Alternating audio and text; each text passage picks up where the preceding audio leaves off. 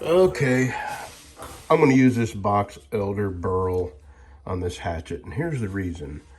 It's a very long piece, but there'll be enough left over to put it on something else. Let me see how much will be left over.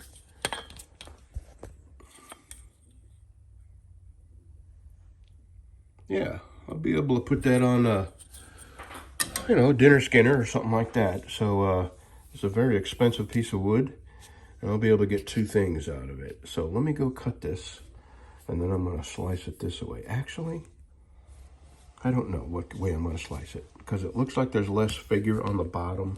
Yeah, and you can see how far that limited figure comes up. So if I slice it this way, I may have a more equal amount of figure. That's what I'm going to do. All right, we'll be back. And then when I get this on and glued and epoxied and all that, I'm going to go get some black paint and paint the pumpkin spice hatchet. Apparently people don't like burnt orange. And you'd think I was asking you to drink orange juice after brushing your teeth or something. So I'm going to go get some flat black paint and repaint it. Okay? All right. Box elder burl. Let's see here how much I need to shave off. Yeah, about a 32nd. I gotta do that on both sides, and then we'll drill. And since this is brass, I'm gonna go with 2 brass pins, and they will fit right down the middle here. So, all right, we'll be back. I'm gonna fit these carefully in between this space and this space. I want it to be really tight.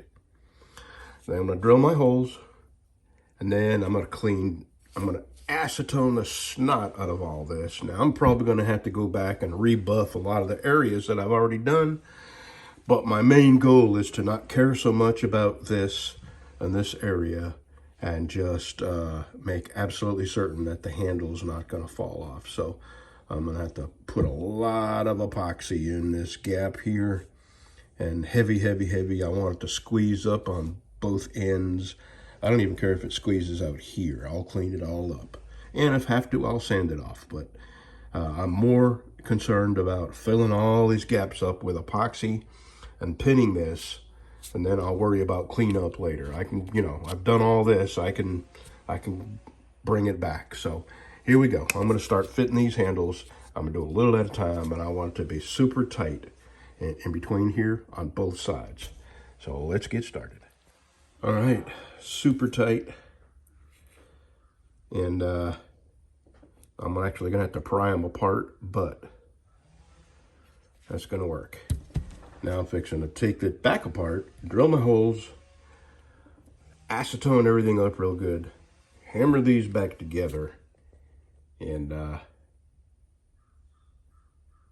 yeah, that's what we're gonna do. Back in a minute. Alrighty, got the box elder burl on, and I'm gonna have a lot of cleanup, but even I had to take a hammer and tap the box elder burl into, and I nicked that, but that's all right. It'll all sand.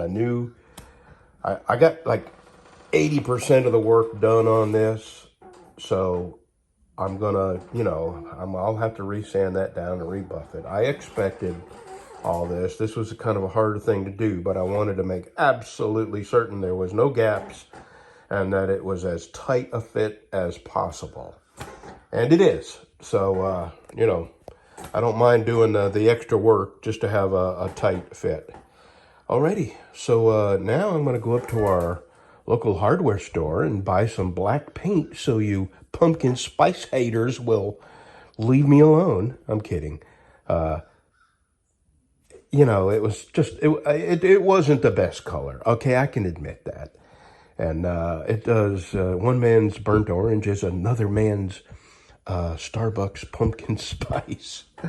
I don't think I've ever had pumpkin spice, but I would imagine that's the color.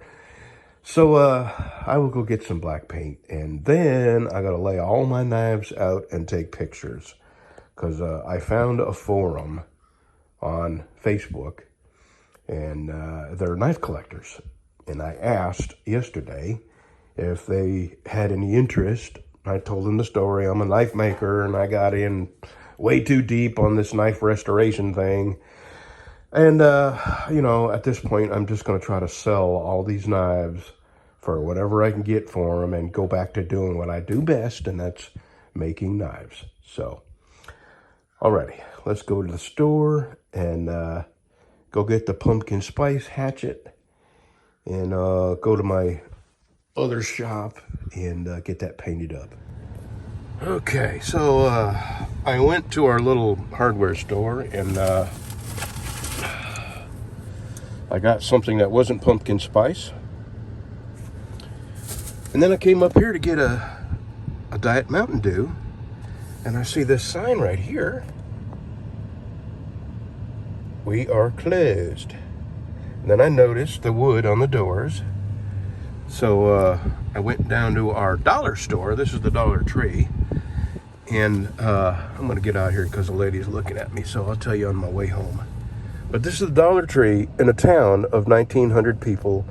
And where's the cop shop? Just about directly across the street.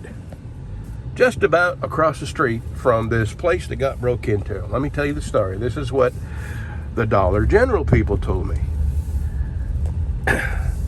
Because I had to go down there and get my Diet Mountain Dew.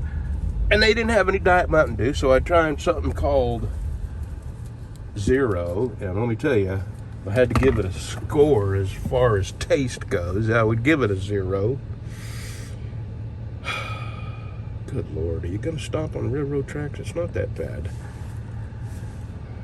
Yeah, you dipshit. No freaking turn signal, you asshole. God. I sat there and waited for him all this time, and then he turned with no turn signal. And he looked stupid. So anyway,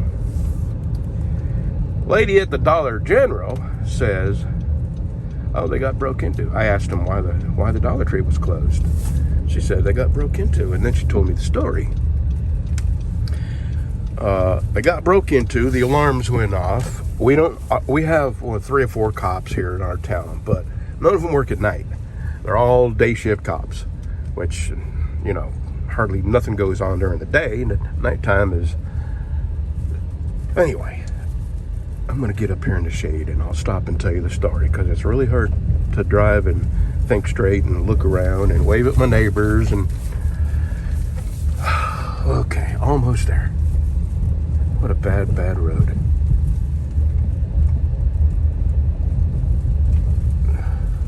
Almost there. Hang in there. Almost there.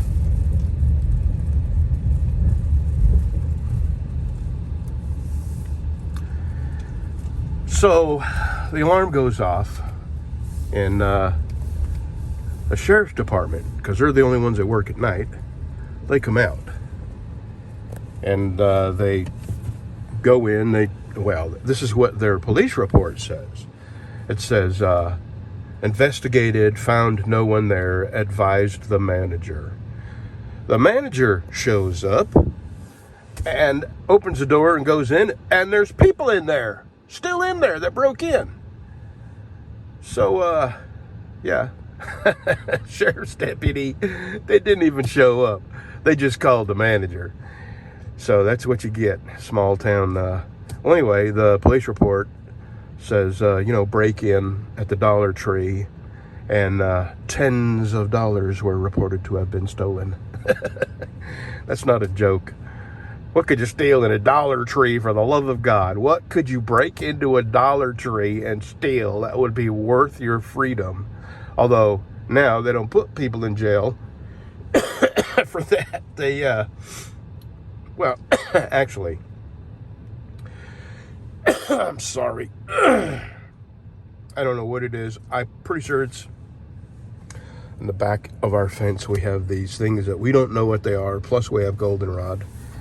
And even Charlie's hacking and coughing and wheezing and snotting, and we think it's allergies. But yeah, there you go. So I'm gonna paint that hatchet black, and we'll just pretend I never painted it pumpkin spice. I have a flashlight I'll be doing a review on. I bought this flashlight I like this flashlight so much. A friend of mine did a review on it, and I went to Amazon and I got it. I couldn't believe how little it was.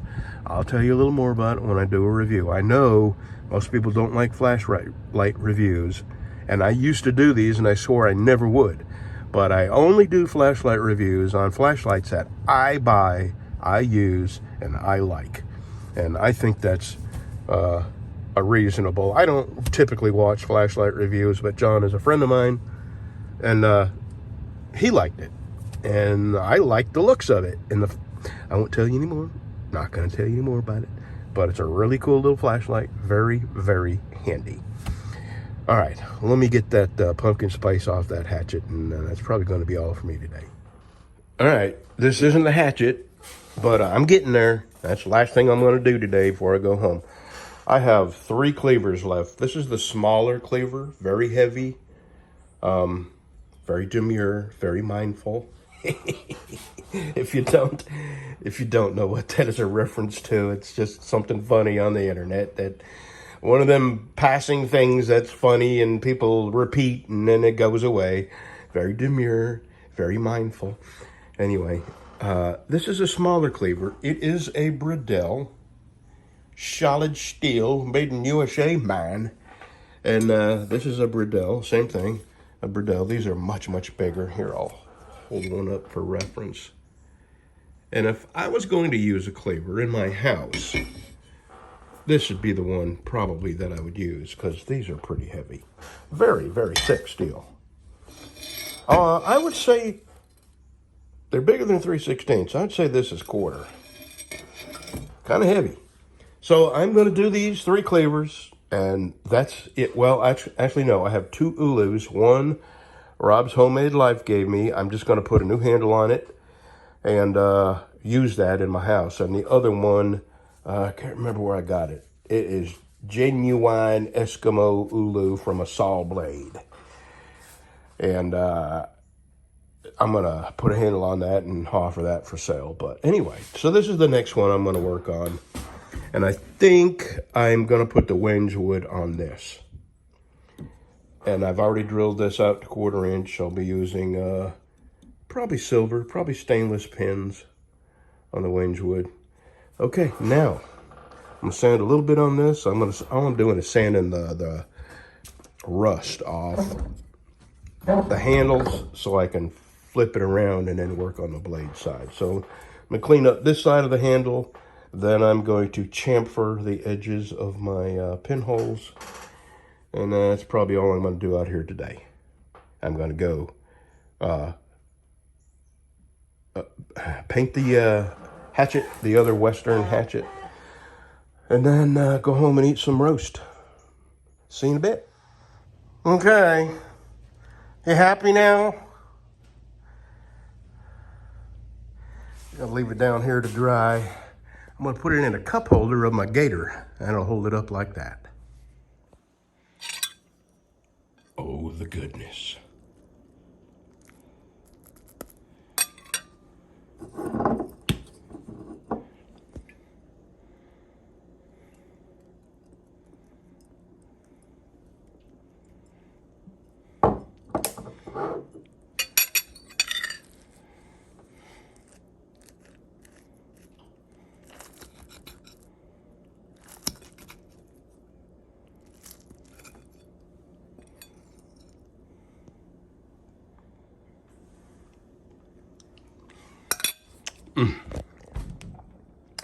That's a good omelet.